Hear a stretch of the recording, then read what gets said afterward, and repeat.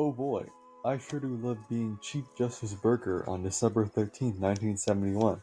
I hope nothing eventful happens today. To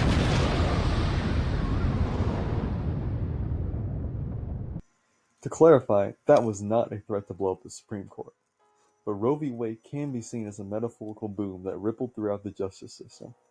It all started when in 1970, Jane Roe filed a lawsuit against Henry Wade, the district attorney of Dallas County, Texas, where she resided, challenging a Texas law making abortion illegal except by doctor's orders to save a woman's life.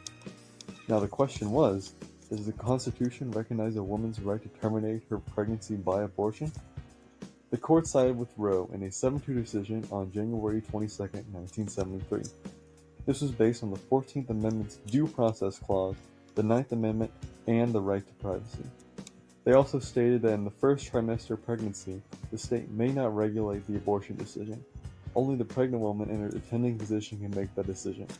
However, the coming trimesters were still up for debate.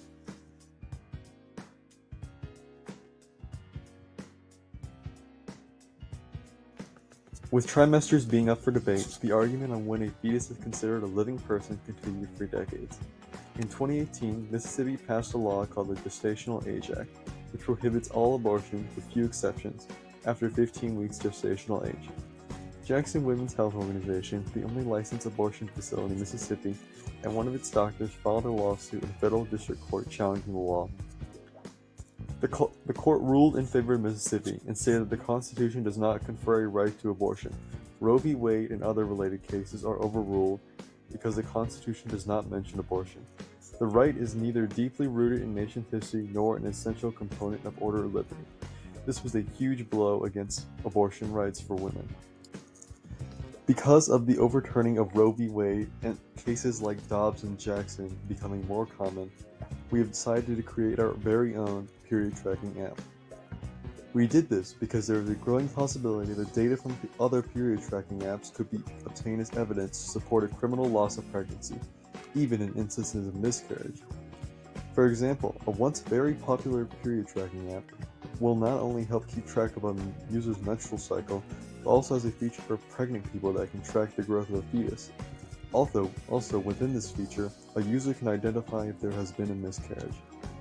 Unsurprisingly, these apps store incredibly intimate health data, and most important to current conversations, are able to, in essence, track when a pregnancy starts and stops. Consumers and privacy experts alike are wondering how this data could be used in the various states that have outlawed or restricted abortion access, because, if subpoenaed or sold to a third party, this information could serve as evidence of an already occurred abortion or an early pregnancy that could elicit a woman to consider abortion. To close out this presentation, we are proud to present a demo of our new app. Ugh, not again. Why does this always happen at the worst possible time? There has to be an easier way to keep track of my period. Scrolling sounds, what's this?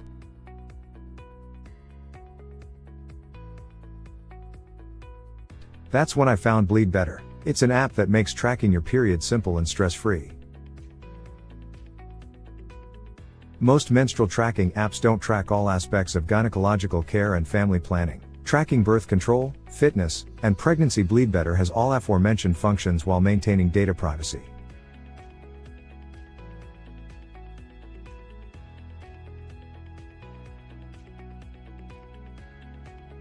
Thanks to CycleTrack, I can stay on top of my cycle and feel more in control of my body. Download CycleTrack today and take the stress out of your period.